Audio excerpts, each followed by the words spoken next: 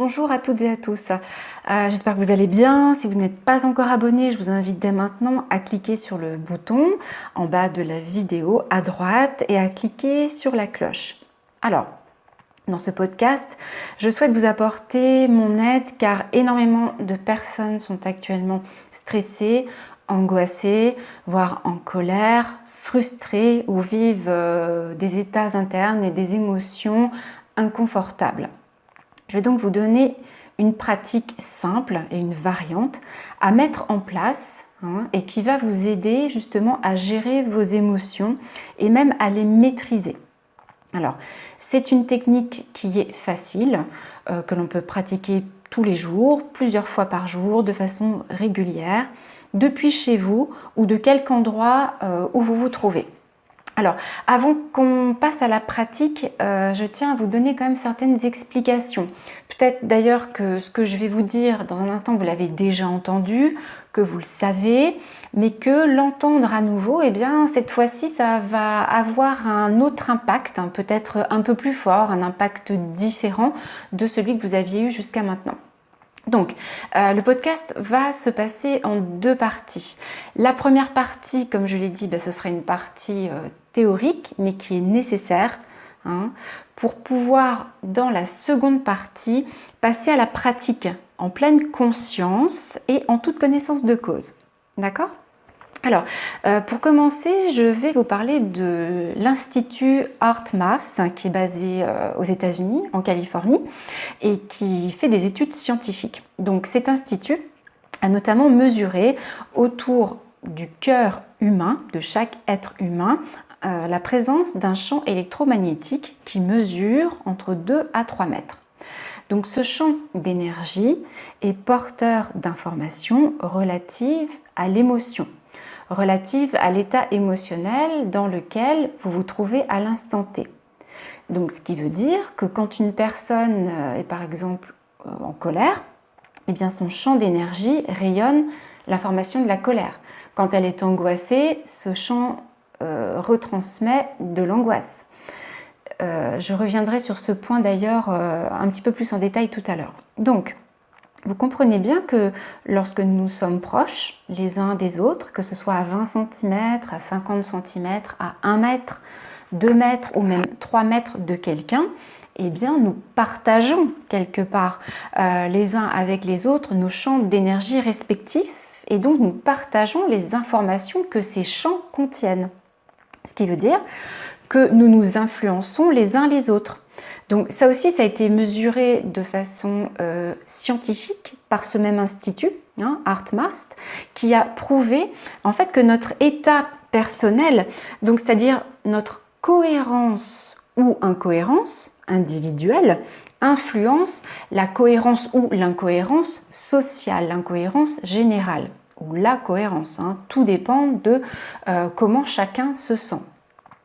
Alors, ce qui veut dire que vous mettre, vous, déjà de manière individuelle, en cohérence, c'est-à-dire en cohérence cardiaque, puisque c'est du cœur que tout part, ça va non seulement agir sur vous, ça c'est de toute façon la première chose à faire, on fait les choses pour se sentir bien soi, mais ça va aussi agir sur les personnes de votre entourage, que vous soyez en train de faire vos courses, donc avec des inconnus, ou que vous soyez entouré de vos proches, votre femme, votre mari, vos enfants, vos collègues de travail. Et aussi, ne les oublions pas, les animaux de compagnie, qui sont aussi très sensibles à ce qui se passe dans l'environnement. Alors, je parlais de cohérence, oui, mais comment se mettre en cohérence? Donc, tout, comme je l'ai dit précédemment, part du cœur. Donc, c'est pour ça qu'on parle de cohérence cardiaque, parce que c'est maintenant prouvé, il y a plusieurs études qui ont été faites par différents instituts, c'est prouvé que notre cœur transmet, mais dans un dialogue perpétuel, continuel, des informations à notre cerveau. Donc le cerveau qui lui-même transmet ensuite à l'ensemble du corps le signal qui correspond à l'information reçue du cœur.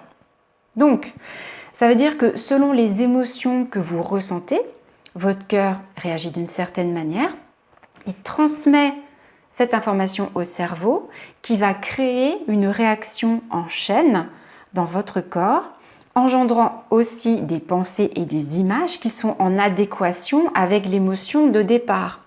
Donc ça veut dire que si votre cœur est en paix, qu'il est joyeux, dans un état de gratitude, de sérénité, on va parler d'état positif et constructif, eh bien, le signal qu'il enverra à votre cerveau sera le même. Donc votre cerveau va transmettre à l'ensemble du corps le signal qui correspond, c'est-à-dire la sérénité, la paix, la gratitude, un état positif, constructif. Alors bien sûr, ça veut dire que c'est aussi valable pour les émotions contraires, telles que la peur, l'angoisse ou l'anxiété. Alors j'ai une question, d'après vous, est-ce qu'il n'est pas mieux, plus constructif que l'on choisisse de vivre les bonnes émotions? Alors, certains, peut-être d'entre vous, sont en train de se dire « mais non, mais qu'est-ce qu'elle raconte? Je ne peux pas contrôler mes émotions, je vis des choses, c'est comme ça, il y a un événement qui se passe, je suis touchée par ça et ma réaction est tout à fait normale. » Je ne dis pas que c'est pas normal, c'est normal d'avoir des peurs, normal d'avoir des réactions de colère. Et d'ailleurs, les identifier, c'est important de dire, bon là je suis en colère pour telle raison. J'ai peur au vu de cette situation dans laquelle je me trouve. Je ne dis pas qu'il faut étouffer les émotions ou qu'il ne faut pas les reconnaître parce que là, ce serait aussi se voiler la face. Ça, c'est comme ça que je vois les choses. Non, c'est important de les reconnaître. Pourquoi pas de les vivre quelques secondes, quelques minutes, un certain temps. Mais il y a un moment donné, c'est important d'y mettre fin. Parce que c'est le fait quelque part de ne pas avoir aussi le contrôle sur ses émotions qui va poser problème au fil du temps, surtout si on n'en sort jamais, si on passe de la colère à la peur et puis qu'on n'a pas beaucoup de moments de répit. Donc ensuite, peut-être que jusqu'à maintenant vous ne saviez pas finalement que vous étiez en capacité d'avoir une action, de choisir, de stopper une émotion pour la remplacer par une autre. Peut-être que vous n'étiez pas au courant de ça. Et puis ensuite, il faut savoir comment le faire, pourquoi est-ce qu'on le fait. Et il faut aussi être dans une vraie démarche, c'est-à-dire être conscient qu'on doit prendre en charge sa propre personne. Donc quand je dis prendre en charge sa propre personne, je veux dire par là que si vous décidez, ou pas d'ailleurs, après c'est à chacun de voir, mais vous décidez d'agir pour vous-même et par vous-même. Alors j'ai trouvé des chiffres que je voulais partager avec vous. C'est issu, alors ce sont des chiffres qui datent de 2016. C'est en fait un sondage qui a été fait pour la chambre syndicale de sophrologie française au sujet du stress. J'ai pris cette étude, même si elle date de 2016, c'est pas si vieux que ça déjà, parce que ça parle des personnes en France qui sont stressées dans le quotidien, que ce soit au travail ou pas. Parce que sinon, les autres études que je trouvais, c'était les Français et le stress au travail. Moi, je voulais quelque chose de global, parce que dans la vie, il n'y a pas que le travail, il y a aussi tout le reste. Donc, ces chiffres nous disent que 34% des Français ne font rien pour gérer leur stress, 15% prennent des médicaments, et j'ai envie de vous dire, alors qu'il existe des solutions. Certains diront oui, mais c'est pas si simple. Non, mais il y a un moment donné, on peut quand même se poser les bonnes questions et puis commencer quelque chose. Et d'ailleurs, dans ces solutions, il y en a plusieurs, il y en a plein. Sur Internet, vous avez toutes les infos, vous cherchez, vous trouvez. Vous ne pouvez pas me dire que vous ne trouvez pas les infos. Déjà, je suis en train de vous en transmettre. Et donc, c'est une solution, mais parmi tant d'autres, j'ai envie de dire, que je vais vous donner aujourd'hui. Dans ces chiffres, il y a le chiffre de 38% qui est sorti. Et ces 38%, c'est quoi? Eh bien, c'est 38% des personnes qui font quelque chose d'autre que le sport pour gérer leurs émotions. Alors, je pense que si vous êtes toujours à l'écoute du podcast là maintenant, c'est que vous faites partie de ces 38% qui font quelque chose d'autre que le sport pour gérer leurs émotions. Alors, après les chiffres, je voulais aussi un petit peu parler d'étymologie. Ça va pas durer trop longtemps, restez patients, on va arriver à la pratique tout à l'heure. Alors, l'étymologie du mot stress. Alors, étymologiquement, stress, ça veut dire serrer, rendre raide, pressé. Hein. On dit d'ailleurs souvent, il serre les dents, on est pressé comme un citron. C'est pas pour rien, c'est pas pour décrire des situations de sérénité qu'on emploie ces termes-là. Et en anglais, le terme est assimilé à distress, donc qui veut dire détresse, étroitesse. Alors, tous ces termes, ils résument en fait très bien ce qui se passe quand une personne est stressée, qu'elle se sent contrainte, qu'elle se sent en colère. En fait, elle a une vision intérieure et extérieure étriquée. Sa vision, d'accord, se rétrécit, elle diminue. Ce qui veut dire qu'elle n'est plus en mesure de voir la situation d'une manière objective, de voir la situation dans son ensemble et ne peut pas avoir une vision sur du long terme. Elle est en fait bloquée, hein, comme si elle était complètement figée et emprisonnée. Mais c'est un peu comme une prison mentale, hein, figée et emprisonnée dans sa situation de stress. Alors, le stress, et ce d'autant plus s'il est très élevé, en fait place l'être humain instantanément, quasi instantanément, en mode survie. Alors, quand on est en mode survie, on doit survivre et c'est tout. On n'entend rien d'autre, on ne voit rien d'autre que je dois survivre.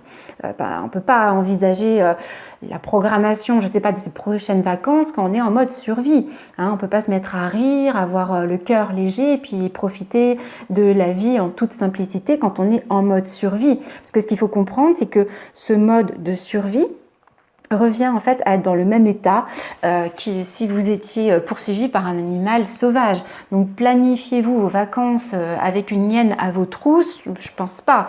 Hein. Donc en mode survie, le cerveau il allume tous les signaux, quoi. Le voyant rouge, la sirène, l'alarme.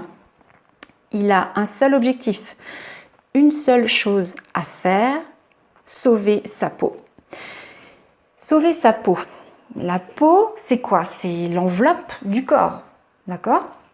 Donc, quand je dis la vision de la personne en stress se rétrécit et que j'utilise l'expression « il faut sauver sa peau », c'est pas pour rien non plus, d'accord? La vision de la personne, ouvrez les guillemets, en danger, ou qui croit être en danger, sa vision s'arrête à l'objet qu'il faut sauver. L'objet qu'il faut sauver, c'est quoi? C'est son corps. Il faut sauver sa peau. Point.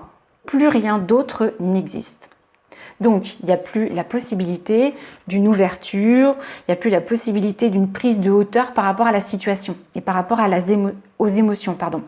Hein, la personne, elle est complètement submergée, d'accord? Donc, ce qu'il faut comprendre, c'est que cette peur qui est liée à l'instinct de survie, elle provoque des réactions en chaîne au niveau chimique. Donc, ces réactions qui elles-mêmes viennent nourrir de nouveau la peur. Et puis, ça, vous savez comment ça se passe. Et puis, vous l'avez compris, on est dans le fameux cercle vicieux. À moins, bien sûr, que la personne ne décide. Alors, une décision, c'est quoi? Décision, ça veut dire trancher, rompre, ôter. D'accord? Donc, en tranchant, en rompant quoi? Les liens en fait, hein, les liens qui vous attachent à votre fonctionnement actuel, qui deviendra ancien si vous entamez un changement. En rompant le maillage, hein, en cassant le maillage de votre façon de penser, et de votre manière de gérer vos émotions, vous prenez en fait une nouvelle trajectoire. D'accord? Donc cette nouvelle trajectoire, c'est elle qui maintenant vous permet de gérer vos émotions.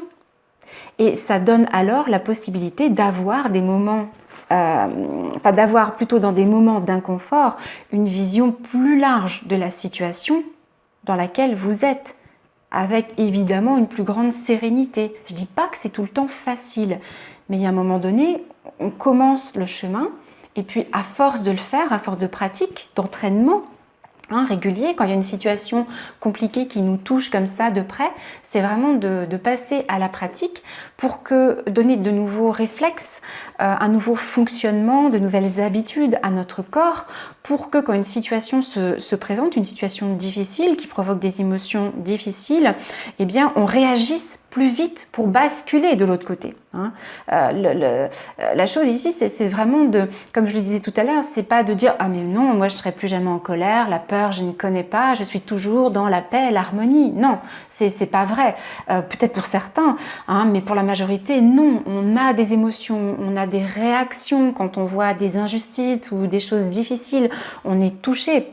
Parfois, les réactions, alors après chez certaines personnes, ça vont être de toute façon plus importantes que chez d'autres parce qu'on n'a pas tous, on n'est pas tous constitués de la même manière, on n'a pas tous la même famille, on n'a pas reçu la même éducation et même en ayant reçu la même éducation avec les mêmes parents, les réactions vont être différentes parce que à situation identique avec deux personnes différentes, de toute façon, la situation sera toujours vécue différemment. Bon. Alors, je voulais aussi faire, avant de vous donner la pratique, la technique, faire quand même une parenthèse par rapport justement à la situation de peur et de danger. Hein, quand même, quand j'en parlais, en fait, je n'étais pas en train de dire qu'une réelle situation de danger non plus ne doit pas être prise au sérieux. D'accord ? La peur, elle est utile. Hein. La peur, elle est utile puisque c'est aussi un signal justement qui permet à l'être humain de se préserver quand il y a vraiment un danger et qu'on doit se mettre à l'abri. Voilà, donc ça c'est ce que je souhaitais souligner. Bon, partie 1, c'est fait. Partie 2, on va passer à la pratique. Alors, avant de vous guider, je vais vous donner les différentes étapes. Hein. Vous allez d'abord les entendre parce que je vais vous donner des explications. J'ai pas envie d'expliquer les choses en même temps que la pratique, sinon ça casse un petit peu le procédé. Alors, voilà comment on va faire. Je vous inviterai tout à l'heure à fermer les yeux. D'accord ? Évidemment, vous serez installé confortablement, tranquillement. Cette action, déjà, rien que de fermer les yeux, ça montre que vous placez votre attention à l'intérieur de vous. Donc déjà, vous envoyez un signal à vous-même, au cœur, au cerveau, à l'ensemble de votre corps, de votre personne dans son ensemble, comme quoi vous rentrez en vous-même. Donc vous vous coupez de l'extérieur pour un instant. Le monde extérieur, quelque part, reste à l'extérieur, le temps que vous placiez dans votre intérieur pour vous faire du bien. Donc je vous inviterai donc à fermer les yeux. Ensuite, je vous demanderai de prendre votre main, alors que ce soit la main droite ou la main gauche, peu importe, de la placer sur votre cœur. Alors, vous pouvez placer la paume de la main sur le cœur. Ça peut aussi être le bout de l'index, du pouce ou de plusieurs doigts en même temps. Donc, vous pouvez déjà là maintenant, au moment où je vous parle, regardez un petit peu, tiens, comment est-ce que je me sens le plus à l'aise? Est-ce que c'est en mettant un doigt sur le cœur, en mettant plusieurs doigts, en mettant la paume de la main? Et en faisant cela, essayez de remarquer déjà, mais en plaçant votre main au niveau de votre cœur, automatiquement, votre attention et votre conscience, elle vient se placer, tout simplement, au niveau de votre cœur. Et rappelez-vous, le cœur, ça va être le point de départ. C'est le point de départ de nos états internes. Alors, quand vous touchez votre cœur, petite précision, ou n'importe quelle autre partie de votre corps, en fait, naturellement, votre cerveau va réagir à la sensation et votre conscience va se placer automatiquement à l'endroit où vous avez placé votre main. Si je vous avais parlé du genou, mettez la main sur le genou, hop, l'attention se serait placée sur le genou. Mais là, le genou, on ne va pas en avoir besoin aujourd'hui. Et ensuite, donc les yeux fermés, la main sur le cœur, je vous demanderai de respirer lentement, d'accord, de ralentir votre respiration. Vous faites comme c'est possible pour vous. Si vous n'y parvenez pas, c'est pas grave, d'accord. Vous êtes en train de commencer. Parfois, on est un peu stressé justement, mais déjà l'intention de vouloir le faire, vous êtes en train de créer de nouveaux chemins en vous. Donc déjà, remerciez-vous pour ça. On ne va pas se mettre de la pression en plus, d'accord? Surtout qu'on est là pour la gérer. Donc vous faites au mieux. Idéalement, cette respiration, c'est bien de la faire en imaginant, en ayant l'intention. Je sais qu'il y a des gens qui me disent « mais moi, j'arrive pas à imaginer ». Vous faites comme si, où vous avez l'intention, vous imaginez que vous respirez par le cœur. que l'air rentre par le cœur et que l'air sort par le cœur. Bon, ça c'est une respiration qui est utilisée dans plein de techniques, hein, les respirations par le cœur. Et donc, idéalement, l'inspire dure 5 secondes et l'expire se fait sur 5 secondes.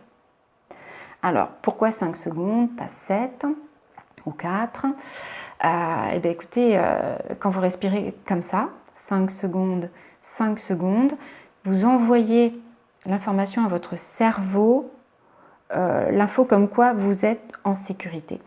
D'accord ? Et on est là pour ça, pour faire en sorte que vous vous sentiez bien, en sécurité, aligné, posé, tranquille, serein, tout ce que vous voulez que vous soyez bien, avec les mots que vous voulez. En fait, déjà, rien que d'avoir fait ça, rien que de fermer les yeux, rien que de mettre la main sur le cœur, vous ne le faites pas par hasard, c'est qu'il y a une intention derrière, vous avez quand même l'intention de vous faire du bien et de vous apaiser. Bah déjà ça a une action, d'accord ? Je pense que vous avez dû le sentir. Vous avez dû le faire au moment là où j'étais en train de vous expliquer, d'accord ? Donc maintenant, ce que je vous propose, c'est que vous le fassiez vraiment. Donc je vais j'ai plus rien à vous expliquer, hein, je vous ai tout expliqué maintenant. Donc maintenant, je vous propose de fermer les yeux, ils étaient peut-être encore fermés, et puis de prendre le temps de vous installer confortablement. Voilà, vous vous placez tranquillement, téléphone éteint évidemment pour ne pas être dérangé. Et puis vous placez votre main ou le bout des doigts au niveau de votre cœur, hein, tout doucement, sans exercer de pression. Vraiment, vous vous placez comme vous sentez. Et puis, vous allez respirer par le cœur. Je vous propose maintenant d'inspirer. Je vais compter 1, 2, 3, 4, 5. Expirez. 1, 2, 3, 4, 5. Inspirez. 1, 2, 3, 4, 5. Expirez. 1, 2, 3, 4, 5.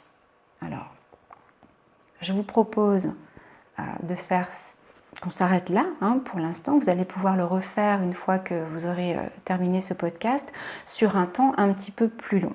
Là, je voulais juste vous montrer la technique. Donc, vous voyez, c'est quelque chose quand même qui est très simple à appliquer. Vous pouvez le faire n'importe où et en quelques secondes, en une petite minute, vous avez rétabli de la cohérence dans l'ensemble de votre corps. Tout seul, d'accord ? Vous êtes autonome à ce niveau-là. Bon, alors maintenant que vous avez goûté à cette technique, je vais vous donner une variante.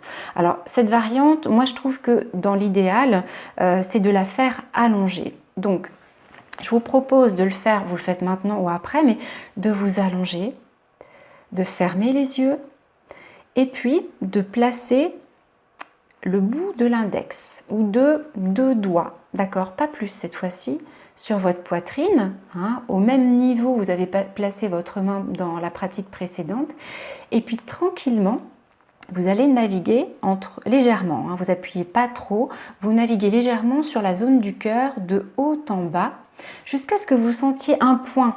Il y a un point en particulier à cet endroit-là qui est plus sensible, après à chacun sa sensibilité. Donc, un point plus sensible. Donc, c'est pour ça que vous y allez doucement. Vous n'exercez pas une pression trop forte. Donc, une fois que vous avez trouvé ce point, vous laissez le bout du doigt dessus, mais de façon très légère, avec une toute petite pression quand même. Alors, qu'est-ce qui va se passer à ce moment-là ? Eh bien, votre corps va libérer le trop-plein de stress. Trop-plein, je peux dire tout simplement, votre corps va lâcher le stress. Pour l'avoir pratiqué, cette variante-là, dans une situation où j'étais moi-même très affectée en fait par une situation qui touchait l'un des membres de ma famille proche, j'ai été avec ce simple geste libérée en quelques secondes, mais ça s'est fait d'un coup, mais en quelques secondes seulement, j'ai été libérée du stress accumulé justement par cette situation qui touchait l'un de mes proches. Donc j'étais dans un état où je pensais à la situation, émotionnellement j'étais impliquée dans ce qui se passait et je me suis dit bon bah ça ne passe pas, il faut que j'acte, il faut que je me prenne en charge pour me libérer puisque être stressée ne va rien changer à la situation. Donc je ne veux pas rester stressée, donc je fais ce qu'il faut en fait pour me sentir bien.